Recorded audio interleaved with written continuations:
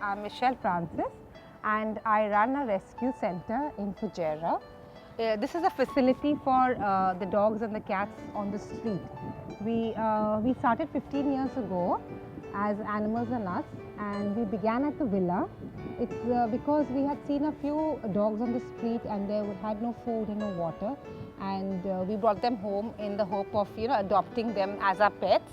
But slowly, as we used to move out, we found that they grew in number, and we began feeding on the streets. And 15 years ago, we began as Animals and Us, and we continue to remain as Animals and Us.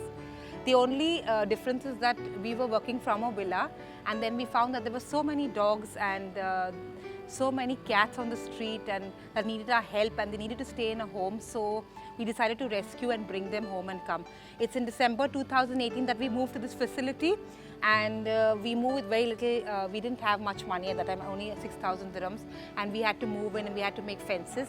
So we began with very little and we made fences. But during this time, we have a lot of support from people, and we have built up the new facility with porta cabins and the indoor enclosures and units. Our work basically is we go feeding out on the streets at night, and we also house about 150 dogs and about 42 cats. Many of our dogs are special needs because they will not survive on the street.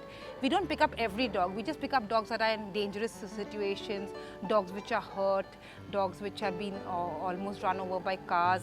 We have seen a lot, and people in areas where people are beating them or abusing them. I have a full-time job. I work as a teacher at GEMS Modern Academy, Dubai, and I travel to Dubai every day, and I come back. It's because we need to run this facility.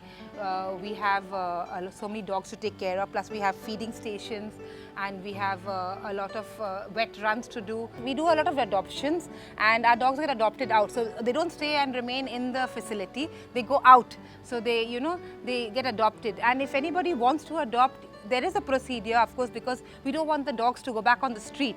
Neither do we want them to be left, discarded. So what we do is that we really, you have adoption papers to fill in, you have your ID card to give, and that's important because we are looking at the safety of the dog. Because if we are going to bring them in from the street, we expect that that they go back to a home, and we want all our dogs to go to a home where they feel special, and so do we want with our cats.